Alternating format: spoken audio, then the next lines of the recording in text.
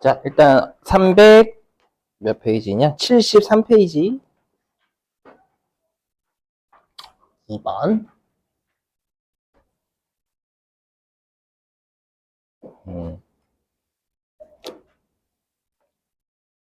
자, 보시면 뭐냐면 우리가 이제 회사가 7월분 국민연금, 뭐 국민연금 보험료 우리가 알고 있는 국민연금에 그냥 자, 국민연금 보험료를 납부했대요. 납부했는데 우리가 이제 여기 계시면 납부한 총 금액 중에서 50%는 직원 부담분이고 여기가 핵심입니다. 아, 뭐냐? 그럼 우리가 아까도 말씀드렸지만 회사는 이제 원천징수한 걸 납부하죠. 납부할 때는 종업원한테 7월 달에 급여를 주면서 뗐던 거 반을 갖다 내는 거예요. 알죠? 그러면 요거는 무슨 뜻이냐면 이 뜻이에요. 예수금 이 생각을 하셔야 돼요. 시험에서는 개정 과목 잘 안 줘요. 예수금 처리했었던 것을 납부한 거예요. 직원 부담분이라는 건 직원이 내야 될 4대 보험료인 27만 원을 회사가 뗀 걸 납부한 건 아까 했던 예수금 처리했던 걸 납부한 거예요. 알죠? 그래서 조심하실 게 얘는 그냥 전부 다 예수금의 감소가 되는 거예요. 되시겠어요? 그러니까 7월 달에 예수금 처리했던 걸 8월 10일 날 냈으니까 그건 예수금가라는 얘기예요. 27만 원은. 오케이? 그러면 예수금은 부채니까 대변, 감소니까 냈으면 이제 부채가 감소하니까 차변. 그죠? 그래서 차변에 예수금. 네, 27만 원 이렇게 잡으란 얘기예요. 그죠? 근데 보니까 여기 있죠. 나머지 50%는 이제 회사가 내야 될 받내는 거. 이건 회사 돈 나가는 겁니다. 종업원한테 받아서 내는 게 아니라. 요거는 나와 있죠. 회사 부담분은 세금과 공과. 요게 이제 우리가 비용 처리하는 거거든요. 세금과 공과. 이렇게. 비용 처리하라고 줘요. 나머지 50%는 27만 원이죠. 근데 보니까 이게 이렇게 나는 제조 부문 거 18만 원, 관리 부문 거 9만 원. 그래서 어저께 우리가 비용할 때 공장 거는 500번대 쓰고 본사 거는 800번대 쓰고 한다라고 했었죠? 영업의 비용 900번대고 어저께 안 했었나? 했었던 것 같아요. 그죠? 했었어요, 분명히. 예, 그래서 이 말은 뭐냐? 비용 처리인데 회사가 낸 게 이게 생산직 종업원들 거 낸 거 18만 원. 요거는 우리가 500번대 세금과 공과 잡으란 얘기예요. 요거 있죠? 요거. 제조 부문 직원 거는 500번대 세금과 공과. 좀 이따가 실기하시다 보면 검색될 거예요. 500번. 대라고 할 때 500번대 세금과 공과고. 그 다음에 여러분 관리 부서는 어디에 있어요? 그렇죠. 관리는 본사예요, 본사. 그래서 이거는 본사 직원의 4대 보험료 회사가 낸 거예요. 본인 거. 그럼 이건 800번대. 예. 그래서 얘는 세금과 공과 800번대. 처리니까 비용 처리면 당연히 항상 처리한다라는 거 증가한 얘기예요. 얘는 800번대. 9만 원. 요렇게. 그럼 현금 납부했으니까 현금이 54만 원 감소해야 되겠죠?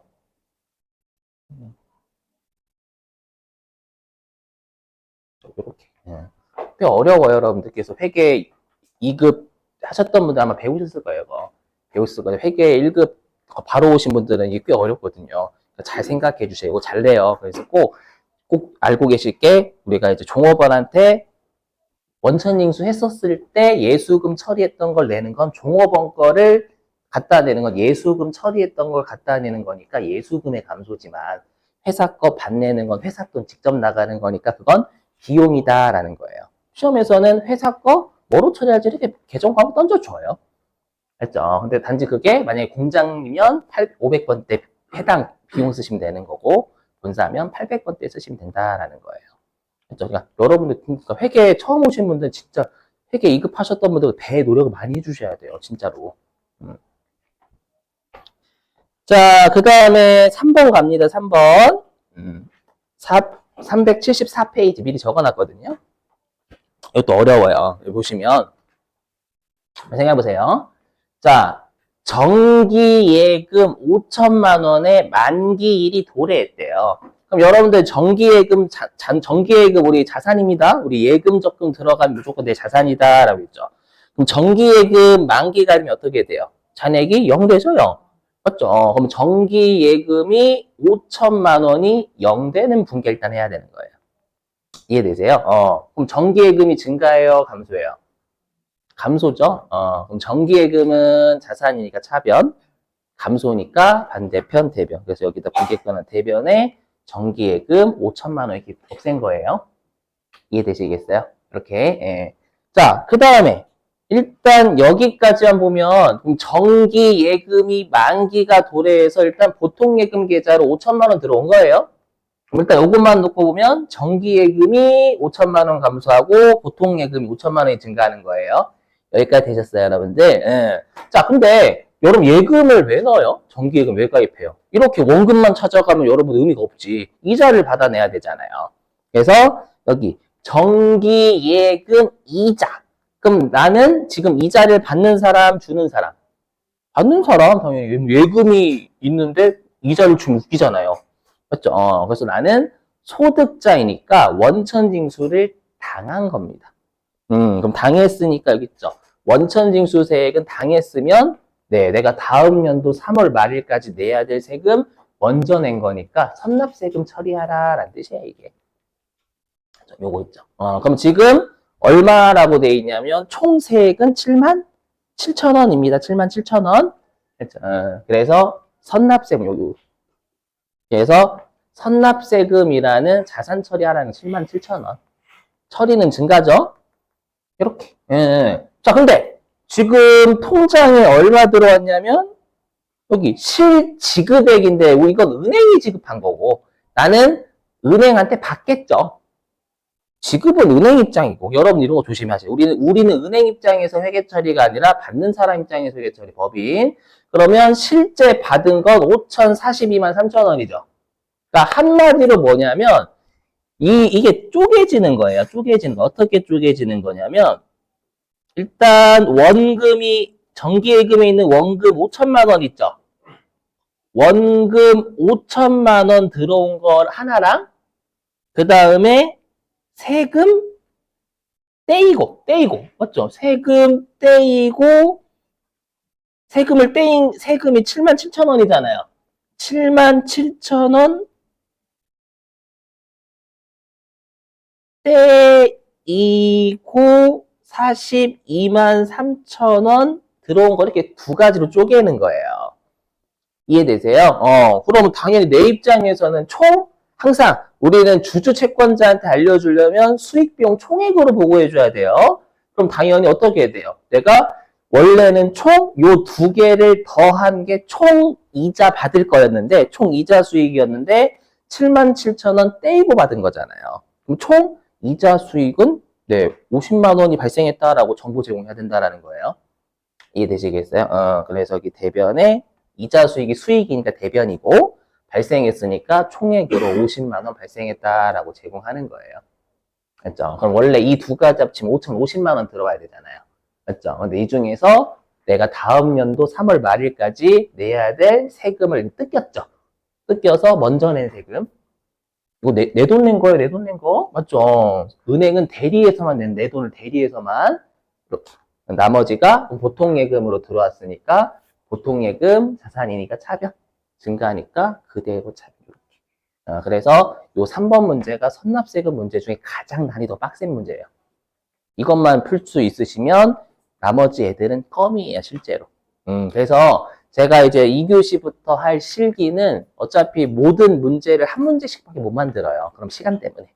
그래서 가장 어려운 애들 위주로 제가 세팅했기 때문에 그건 좀 양해 좀 해주세요. 그렇죠? 왜냐면 어려운 애들을 풀면 다 대비가 되지만 쉬운 애를 풀면 어려운 게 대비가 안 돼서 그래요. 자, 그 다음에 401페이지였죠? 요거 오시겠습니다.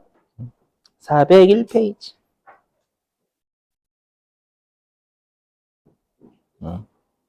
자, 5번입니다. 8월 25일. 자, 보니까, 자, 직원 김성실에 대한, 여기 있죠, 여러분들. 8월분 급여 명세서래요. 근데 이제 김성실한테 줘야 될 지급 총액으로 보고해줘야 돼, 주주들한테. 총 급여가 190만 원입니다. 라고 보고해줘야 되는 거예요. 근데 앞으로 여러분들이 많이 보실 게 공제라는 건 우리가 차감하는 걸 공제한다라고 합니다. 차감. 그렇죠? 그럼 공제가 여기 있죠. 공제 총액. 요거 합쳐서 요거 다 합쳐서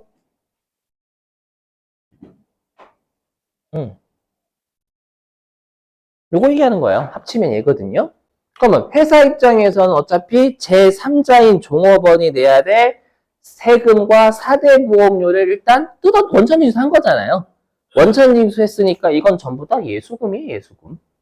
맞죠? 제3자가 내야 될 여러 가지 금액을 보관하고 있는 거잖아요. 맞죠? 예수금이고. 그 다음에 아까 했지만 차인 지급액은 차감하고 나머지를 지급했다라는 거예요.